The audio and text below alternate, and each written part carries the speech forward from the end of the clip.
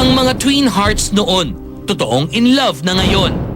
Jake at Bea, young and in love. Hindi na maitatago nina Jake Vargas at Bea Binene ang espesyal nilang nararamdaman sa isa't isa. Marami ang nakakapansing hindi lang pang on-screen ang kanilang love team. 1 and 5 months ako. 1 year and 5 months. Kasi malalaman din naman ng mga tao, lalabas din naman yung lalabas. Kaya ito, inamin na namin. Halos magkasama kami MWF, so yung bonding mas naging bonded. Jake is Bea's first boyfriend.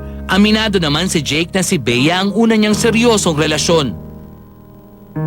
Siguro, masasabi ko, ito yung seryoso. Oo, kasi 1 year 5 months, tumagal kami. Kaya masasabi ko, ito yung pinakamatagal na naging relation ko. Totoo nga bang madalas silang mag-away dahil sa selosan? Actually, parehas ang mataas ang pride namin. So parang ako siya, iisa lang din. Kung seloso siya, ako rin ganun. Mas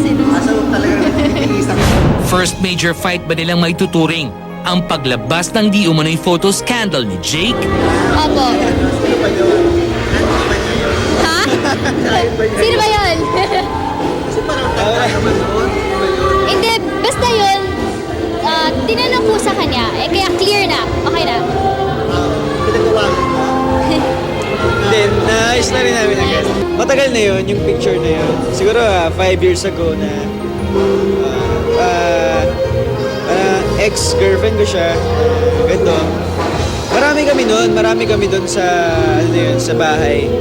So parang, party-party, ganyan. Walang mali siya. Wala naman mali siya. Opo. Na-explain niya naman sa akin. Meron pa ba? Wala na. Aprobado ba ng kanilang mga magulang at sa tatay-tatayan nilang si Kuya Germs ang kanilang Basta relasyon? po siya, nandiyan lang siya, suporta lang siya. Basta as long as alam niya na maayos, as long as alam niya na mabait kami pareho. At saka basta siya, kailangan sa kanya, open kami sa kanya.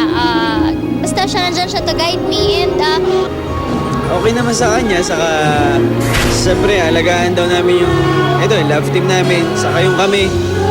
So, okay naman kay tatay.